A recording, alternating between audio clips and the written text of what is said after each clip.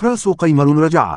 شكرا يا الله، شكرا يا الله، الحمد لله، الحمد لله، الحمد لله. اليوم راح نتكلم عن خبر عودة فراس قيمر، ونشوف فيديو الرجعة، ونرد على اللي يقولون أنه أنضم لباور.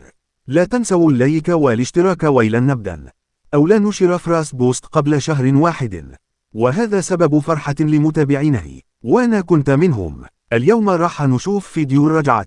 أنا أرشح يا جماعة في حال حصل الخلاف بين الطرفين يكون في قاضي، والقاضي يكون فراس قيمر.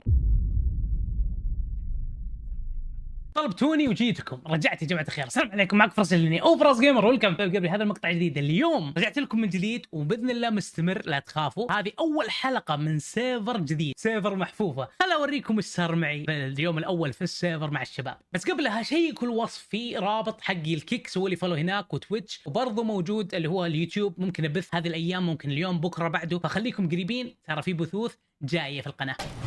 الفيديو حلو والمنتج تطور، كذا نقول أن المقدمة فخمة، وتحسون أن شونك موجود. هل هو دخل باور؟ بصراحة نعم دخل باور، ولكن تحديات دخلها كقيمر، ويعتبر أو القيمر بكلان باور. اكتبوا رأيكم بالتعليقات، وبس هنا نكون وصلنا لنهاية الفيديو.